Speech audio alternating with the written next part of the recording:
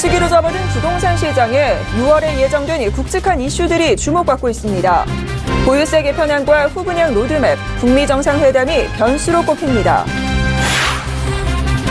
카드업계가 지방선거를 앞두고 쏟아지는 카드 수수료 관련 공약에 냉가슴을 앓고 있습니다.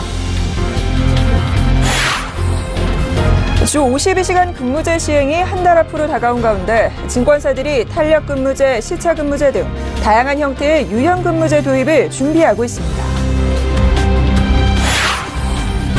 근로기간이 1년을 넘어야 퇴직금을 받을 수 있는데요. 어느 학원장이 퇴직금을 주지 않기 위해 강사에게 1년 근무를 채우지 못하도록 협박해 논란이 일고 있습니다.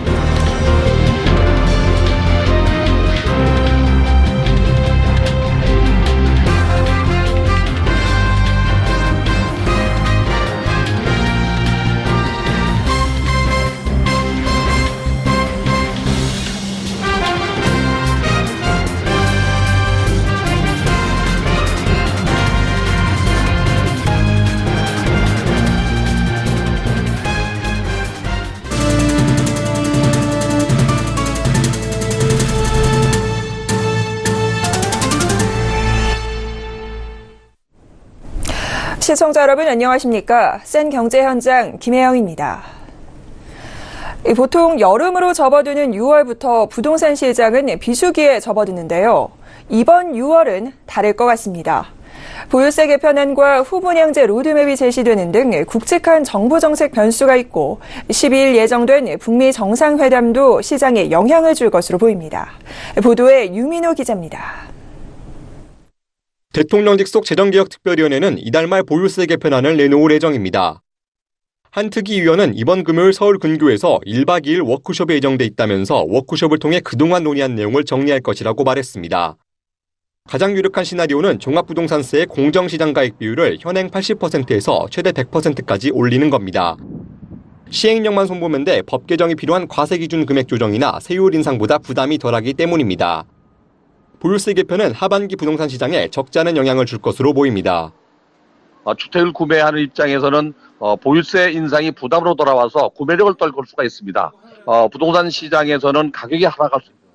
정부는 이달 중 후분양제 밑그림이 담긴 장기 주거 종합계획을 발표합니다. 후분양제란 아파트를 짓기 전 분양하는 선분양제와 달리 공정이 80% 이상 진행됐을 때 입주자를 모집하는 제도입니다. 이번 계획에는 공공주택부터 후분양제를 도입하고 민간주택은 인센티브를 주는 방식이 포함될 것으로 보입니다. 후분양제는 여전히 찬반이 팽팽합니다. 수요자는 어느 정도 지어진 아파트를 보고 계약할 수 있어 깜깜이 분양을 피할 수도 있습니다. 반면 한꺼번에 목돈을 마련해야 하는 만큼 부담이 더 커질 수도 있다는 지적도 나옵니다. 아까 소비자들 입장에서는 분양가가 조금 올라갈 가능성이 높습니다. 공사기관의 금융 조달 비용을 건설사가 분양가에 얹을 가능성이 높기 때문에 12일 열릴 북미 정상회담도 변수로 떠올랐습니다. 이번 회담에서 남북미 3자 종전선언이 이뤄질 경우 한반도 평화 분위기가 무르익어 접경지역 부동산 가격이 들썩일 수 있기 때문입니다. 실제 남북 정상회담 이후 파주철원 등 접경지역을 중심으로 경매시장이 과열되기도 했습니다. 6월 3대 변수가 부동산 시장에 어떤 영향을 미칠지 주목됩니다. 서울경제TV 유민호입니다. 6.13 지방선거가 한 주 앞으로 다가오면서 선거운동이 한창인데요. 카드와 핀테크 업계는 정치권의 선심성 공약에 냉가슴을 앓고 있습니다. 일부 후보들을 통해 지자체에서 간편결제 앱을 제공해 카드 수수료를 제로화하겠다는 공약이 쏟아진 탓입니다. 정훈규 기자의 보도입니다.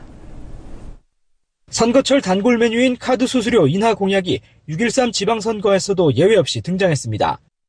이번에 다른 점은 일부 후보들이 지자체에서 스마트폰 간편 결제를 제공하는 방식으로 수수료 제로를 내세웠다는 점입니다.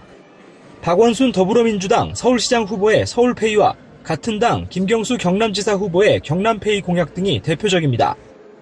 예를 들어 서울페이는 모바일 앱을 통해 구매 대금을 결제할 수 있는 간편 결제 형태로 계좌이체 기반이라 신용카드 수수료가 발생하지 않습니다. 이미 삼성페이나 페이코, 카카오페이 등이 시장에 출시된 만큼 이론적으로 불가능한 얘기는 아닙니다. 하지만 민간 기업들이 애써 개척한 사업 모델을 공공이 모방해 내놓는 것이 바람직하냐는 문제가 남습니다. 행정 권력을 가진 공공이 이 시장을 빼앗는 결과가 초래되면 핀테크 기업들은 앞으로 신기술 개발 동력을 잃을 수 있습니다.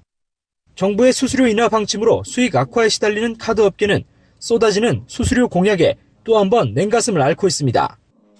수수료 인하에 따른 수익 악화로 고용 불안을 우려하는 카드사 노조들은 대형 가맹점 수수료라도 올려달라며 공동 대응에 나섰습니다. 카드사 노동조합 협의회는 최근 기자 간담회를 열고 영세 중소상공인들의 카드 수수료를 인하하는 정책에는 동의하지만 대형 가맹점들의 수수료를 올릴 필요가 있다고 호소했습니다. 영세 가맹점의 수수료를 인하하면서 대형 가맹점에는 높은 차등 수수료를 적용하면 카드 산업도 보호할 수 있다는 얘기입니다. 서울경제TV 정은규입니다.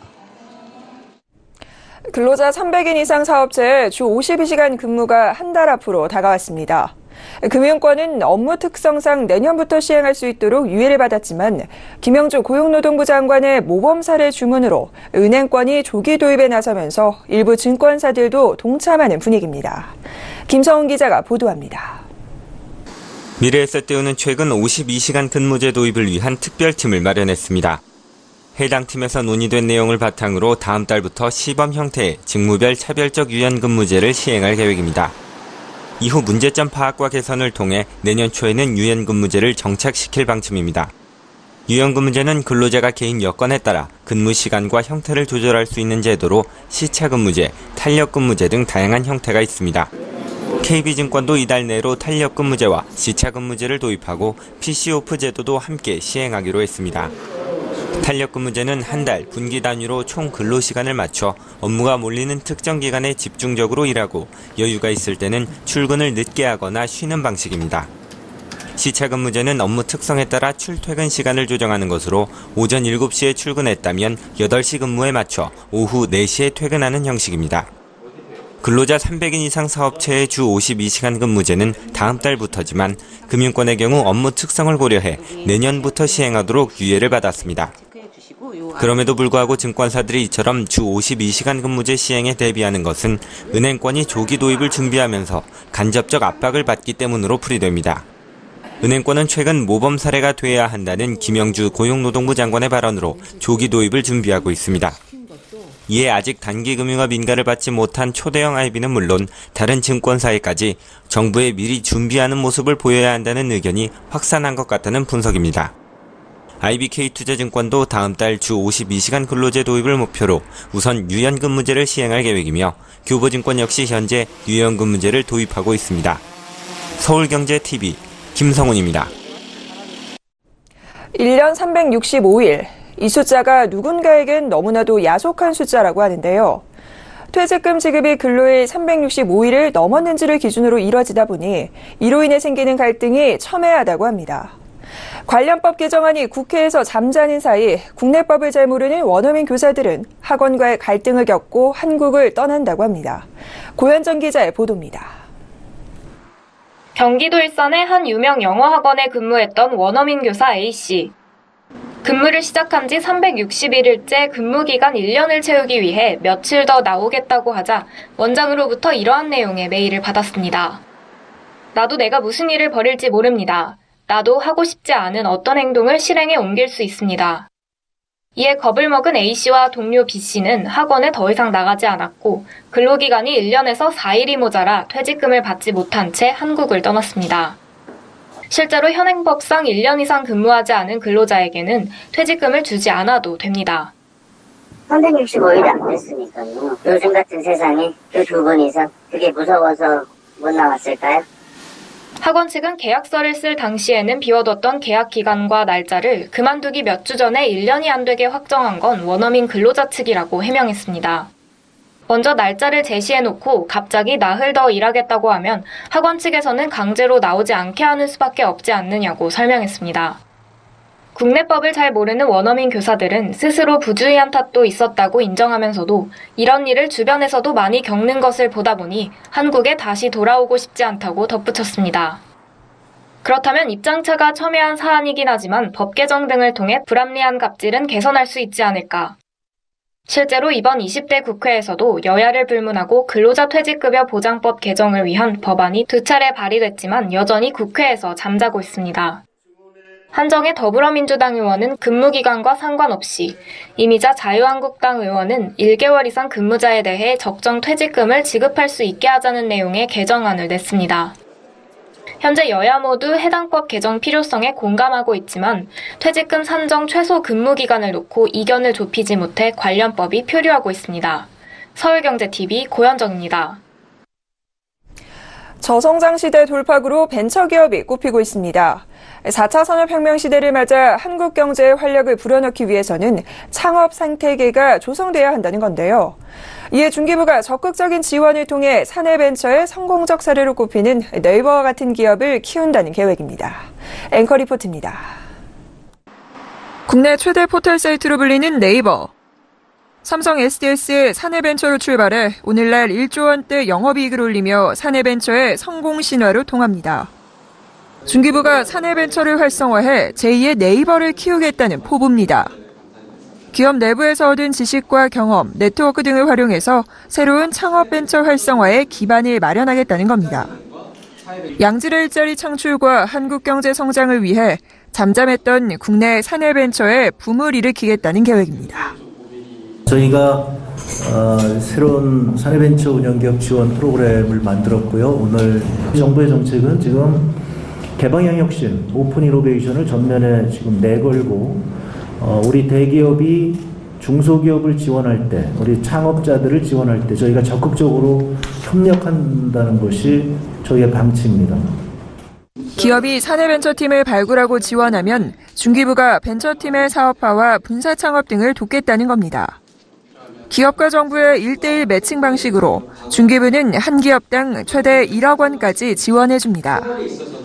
모기업의 마케팅 역량과 인프라를 바탕으로 사내 벤처에 참신한 아이디어가 더해지면 시너지 효과를 낼 수 있다는 겁니다. 앞서 중기부는 84개 신청기업 중 벤처팀 지원 계획, 사업화 지원 역량 등을 평가해 현대차, LG유플러스, 코스콤, 휴넷 등 22개사를 뽑았습니다. 실패에 대한 불안감을 없애기 위해 안전장치도 마련했습니다. 1년간 사내벤처를 운영한 뒤 실패하면 모기업으로 돌아갈 수 있어 심리적 부담감을 줄여주고 창업에만 몰두할 수 있도록 했습니다. 올해 지원 규모는 100억 원. 중기부는 올해 사내벤처 생태계를 조성하고 내년부터는 이를 확산하기 위해 아직 확정되지는 않았지만 지원 규모를 150억 원으로 늘린다는 계획입니다. 서울경제TV 김혜영입니다. 중소중견건설사 모임인 대한주택건설협회가 국가유공자의 낡은 집을 무료로 보수해주는 지원 사업을 펼치고 있습니다. 25년간 1,713채의 도색과 단열공사, 장판교체 등을 해줬는데요.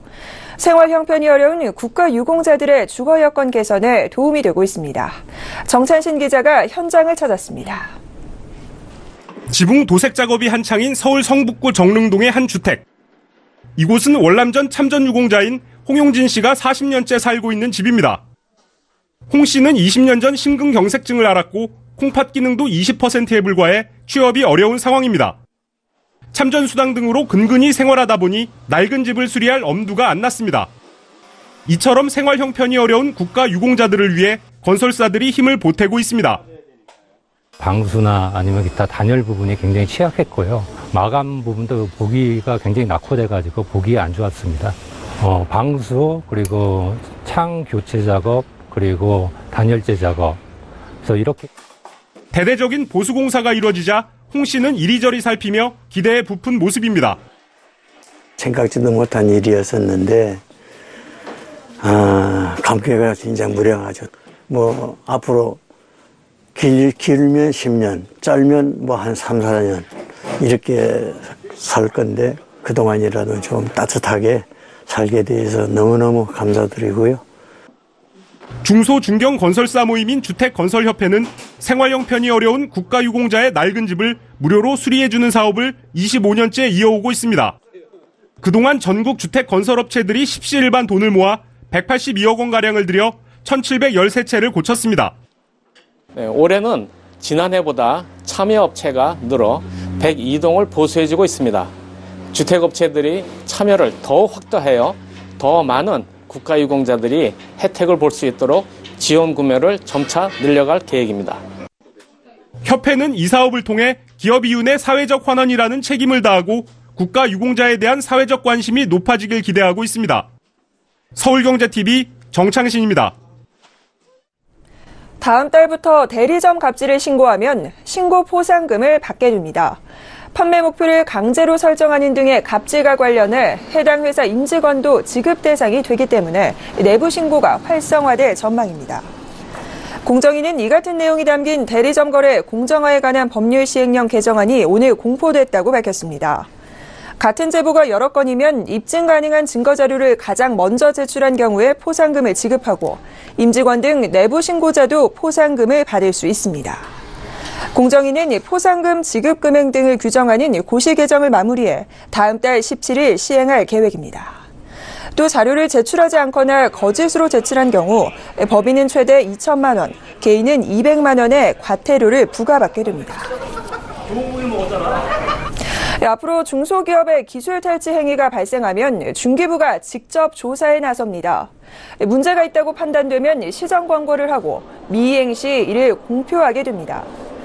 중기부는 이런 내용을 담은 중소기업 기술보호 지원에 관한 법률 개정안이 지난달 28일 국회를 통과했다고 오늘 밝혔습니다. 이번 개정안은 국무회의 의결과 시행령 정비 후 이르면 올해 말부터 시행됩니다. 그간 중소기업이 기술을 탈취당하면 피해 기업은 기술분쟁 조정 중재 제도를 이용하거나 부정경쟁방지법, 산업기술보호법 등을 적용한 민형사 소송을 준비해야 했습니다. 하지만 기술분쟁 조정 제도는 침해 기업이 조정안을 받아들이지 않으면 피해 기업이 행정적으로 구제를 받기 어려웠고 소송 역시 막대한 비용과 시간을 중소기업이 버텨낼 재간이 없어 실효성이 낮다는 지적이 제기됐습니다. 이에 중기부는 개정안을 통해 기술 침해가 발생하면 현장에 출동해 자료 제출을 요구하는 등 사실 조사를 거쳐 침해 상태의 시정을 권고하는 방식으로 운영한다는 계획입니다. 최근 대한항공 사태와 관련해 국민연금기금 주식의결권 행사 전문위원회가 한진그룹 측에 문제 해결을 위해 경영관리체계 개선 등 더욱 효과적인 대책을 마련해 줄 것을 요구했습니다. 전문위원회는 한진그룹 경영진 일가 관련 의혹이 기업 평판 악화로 이어져 대한항공 한직칼의 2대 주주인 국민연금의 장기 수익성을 저해할 우려가 있다고 밝혔습니다. 또 최근 한진그룹의 상황이 불확실성과 위험을 키울 수 있다며 국민 자산을 안정적으로 지키기 위해 실효성 있는 대책과 예측 가능한 계획이 필요하다고 강조했습니다. 위원장인 황인태 중앙대 교수 등 민간경제 전문가 8명으로 구성된 전문위원회는 이런 입장 표명이 자본시장법상 경영권 간섭에 해당되지 않는다는 것도 밝혔습니다.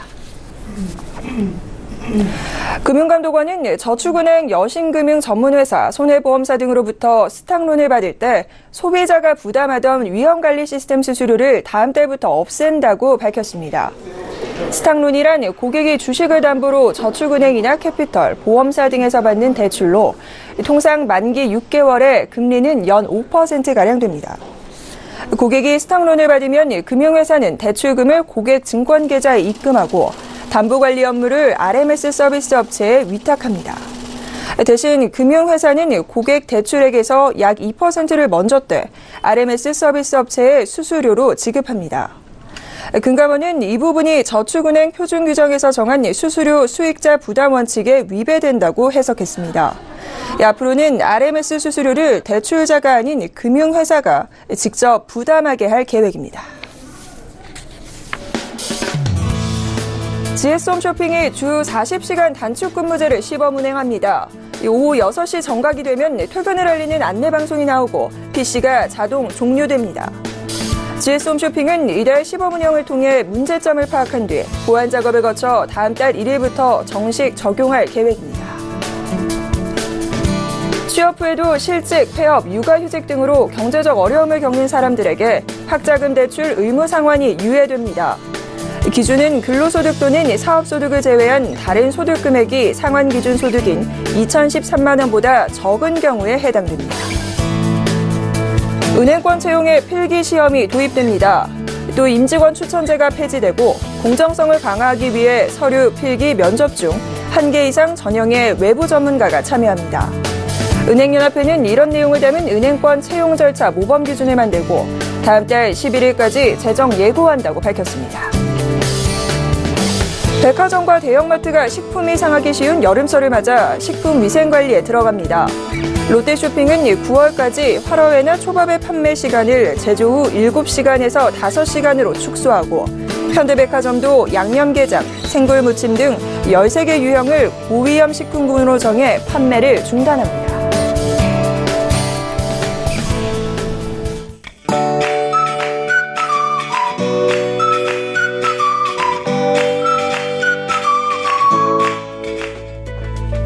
안녕하세요. K웨더 라이프스타일 예보 최현미입니다. 현충일인 내일은 따뜻한 남서풍이 불어오면서 30도 안팎의 더위가 이어지겠는데요. 한낮엔 서울이 30도, 대전 29도, 대구는 31도로 평년 기온을 웃돌며 덥겠습니다. 더위에 지치지 않도록 체온 유지 잘해주셔야겠습니다. 전국이 대체로 맑아서 활동하기 좋겠고요. 미세먼지 농도 보통 수준 예상됩니다. 다만 강한 햇볕에 자외선 지수와 오존 농도가 높게 나타나겠습니다. 외출하실 때는 자외선 차단제뿐만 아니라 모자나 선글라스도 챙기는 것이 좋겠습니다. 현재 위성 영상 보시면 남부지방으로는 구름이 많고 중부지방 맑은 모습입니다. 내일은 서해상에 위치한 고기압의 영향을 받겠습니다. 다음은 자세한 지역별 날씨입니다. 중부지방 맑은 가운데 일교차가 크고 덥겠습니다. 낮 최고 기온은 서울 30도, 춘천 31도를 보이겠습니다. 동해안 지방 강릉은 28도로 평년 기온보다 3도가량 높겠고요. 구름만 조금 지나겠습니다. 남부지방 제주도는 아침까지 흐리고 산발적으로 빗방울이 떨어지는 곳이 있겠습니다. 광주 29도가 예상됩니다. 남해상은 비 소식과 함께 물결은 최고 2.5m로 조금 높게 일겠습니다. 남해상과 제주도 전해상으로 바람이 강하게 불어 항해나 조업하는 선박은 주의하셔야겠습니다. 모레까지는 더위가 이어지다가 주말 동안 남부지방에 비가 내리면서 기온은 점차 낮아질 전망입니다. 날씨였습니다. 생 경제 현장 준비한 소식 여기까지입니다. 시청해주신 여러분 고맙습니다.